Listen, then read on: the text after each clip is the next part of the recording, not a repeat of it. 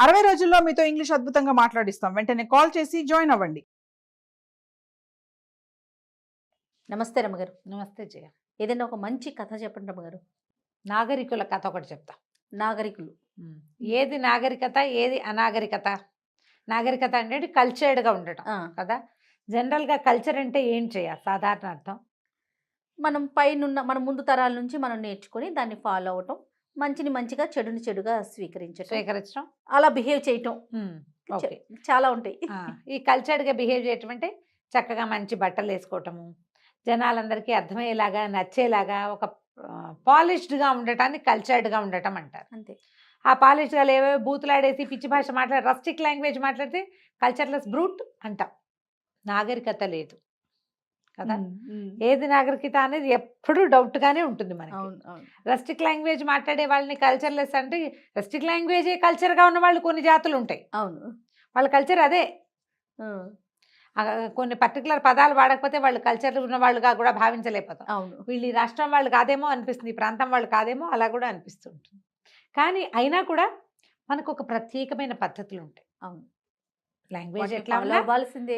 మన బట్టలు ఎట్లా ఉన్నా మనకి కొన్ని ప్రత్యేకమైన పద్ధతులు ఉంటాయి. ఈ ప్రత్యేకమైన పద్ధతుల కల్చర్లో ఇతరులని గౌరవించడం, అవసరం అయితే తప్ప చెయ్యకూడని పనులు కొన్ని ఉంటాయి కదా. ప్రపంచాన్ని ఇతరులని గౌరవించడం, వాళ్ళ ప్రాణాలు, వాళ్ళ ఆరోగ్యము, వాళ్ళ వస్తువులు, వాళ్ళ ఎవరి వాళ్ళవే, అలా ఉండటం చాలా అవసరం. అవును. ఈ నాగరికత మీద ఒక ప్రత్యేకమైన కథ ఉంది, భలే ఇంట్రెస్టింగ్గా ఉంటుంది. తప్పకుండా. పూర్వం ఒక రాజుగారు ఉండేవారట. యాక్చువల్గా ఇది సుల్తాన్ల కథ, నేను ఆ పేర్లు గుర్తుపెట్టుకోలేక చెప్పటం లేదు. అయితే ఈ రాజుగారికి కూతురు ఉంది ఒకటి. ఈయనకి చుట్టుపక్కల రాజ్యాల మీదకి వెళ్ళిపోయి రాజ్యకాంక్ష, ఇంకా ఏదో పెద్దదిగా చేసేయాలి సామ్రాజ్యాన్ని అని కోరిక. కూతురు అత్యాశ అనేది అమ్మాయి. ఎందుకంత ఆశ? మనకి ఇంత పెద్ద రాజ్యం ఉంది, ఇది చాలు, దీన్ని సుభిక్షంగా చెయ్యి, వీళ్ళని బాగా ఉంచాలి, నువ్వు ఎప్పుడు ప్రాణాల పైకి ఇచ్చేసి అక్కడెక్కడికో వెళ్ళి ఎవరినో ఎందుకు? అత్యాశ అంటే ఈ రాజు అనేవాడు ఇలా చేయవలసిందేనని రాజుగారు అనేవాడు. కూతురికి నచ్చేది కాదు. అయితే పిల్లకి యుక్త వయసు వచ్చింది, పిల్ల చిన్నప్పటి నుంచి అవే భావాల్లో ఉంది. ఇప్పుడు యుద్ధం అంటే ఏమిటి? యుద్ధం ఈజ్ ఈక్వల్ టు మరణం. అంతే. ఎవరో ఒకళ్ళు కొంతమంది చచ్చిపోతే కానీ అవతలలో ఉన్న ఆస్తి వీడి సొంతం అవ్వదు కదా. పెద్ద పెద్ద యుద్ధాలు కాకపోతే చిన్న చిన్నవి, ఓ స్థలం కావాలి మనకి, వాడు మనము కొట్టుకుంటాం, వాడి తలైనా పగలాలి, మన తలైనా పగలాలి, వాడి తల పగిలితే స్థలం అందవుతుంది, చివరికి ఆస్తి ఈజ్ ఈక్వల్ టు తల పగలటం. అంతే. అంతే కదా. ఎవరో ఒకళ్ళు మోసపోవాలి లేదా దెబ్బతినాలి. ఆ అమ్మాయికి నచ్చేది కాదు. ఇంకా అట్లా కంటిన్యూ అయ్యింది.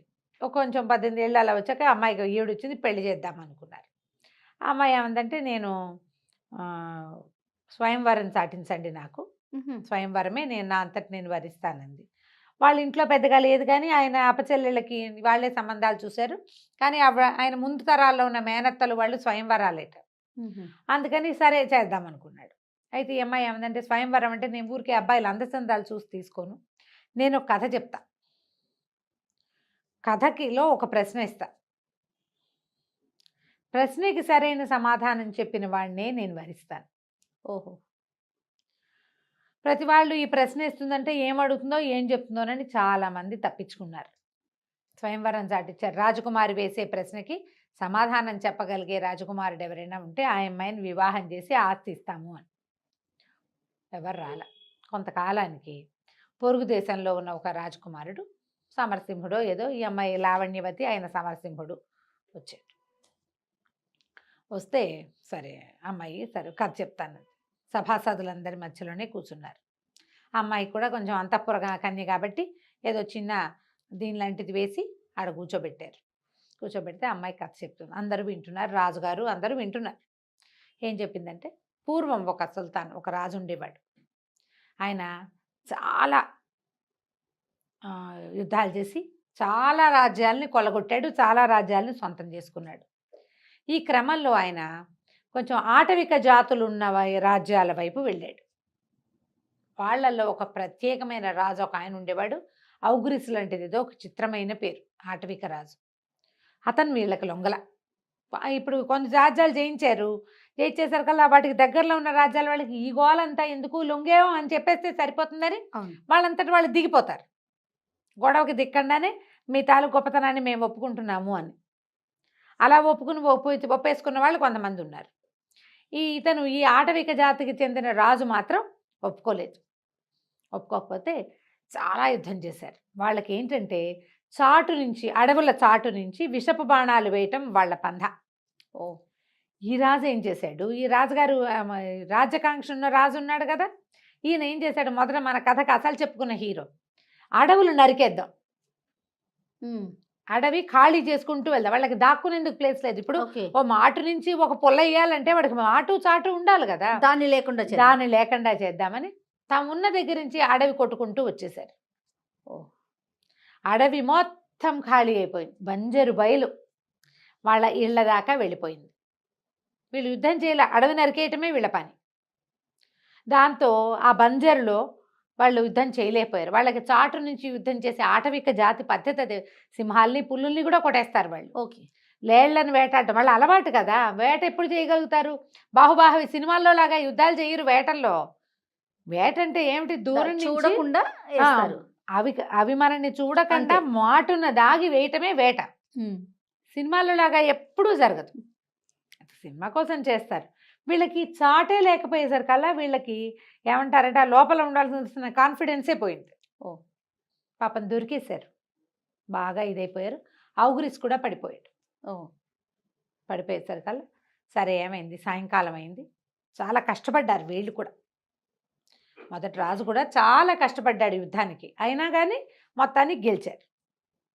అయితే సాయంకాలం చీకటి పడే వేళకి ఆయన ఎంతమంది చనిపోయారు, మన వాళ్ళు ఎంత, మా వాళ్ళు ఎంత అని వెతకడానికి బయలుదేరారు.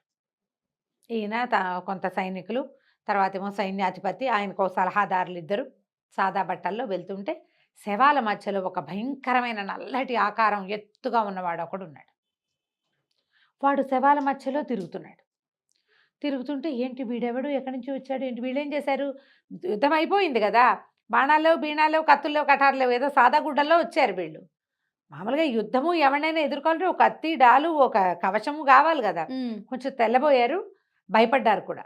అయితే సైన్యాధ్యక్షుడు ఏం చెప్పాడంటే, అట్లా కాదు ప్రభు, ఇదంతా ఆటవికపు ఇది కదా, ఇక్కడ నరమాంస భక్షకులు కొంతమంది ఉన్నారు, వీడెవడో ఆ జాతికి చెందినవాడు.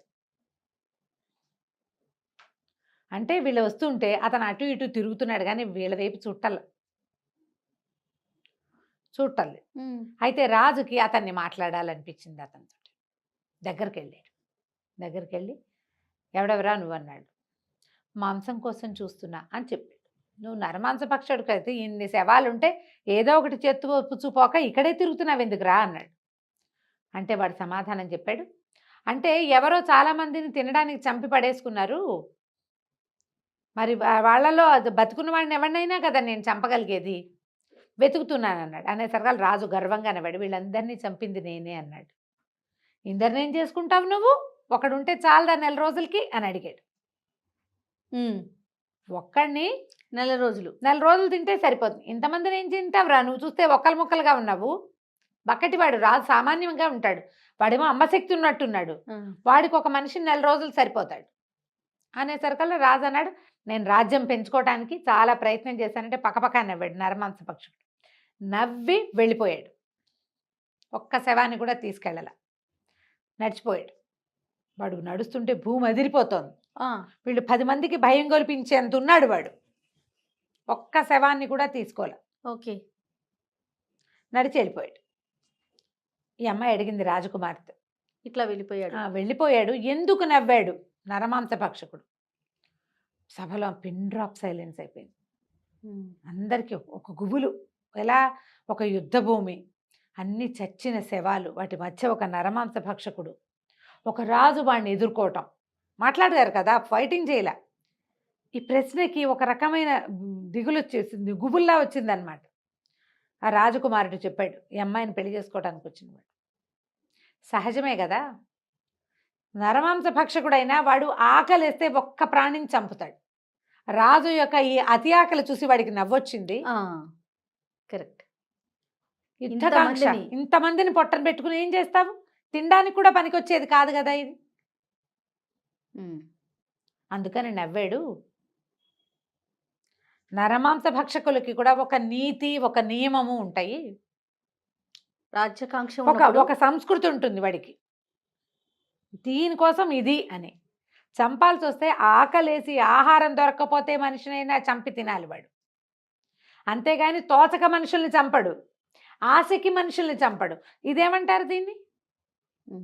అనాగరికులు ఎవరిక్కడ? నాగరికత అంటే ఏమిటి? మంచి బట్టలు వేసుకోవటమా?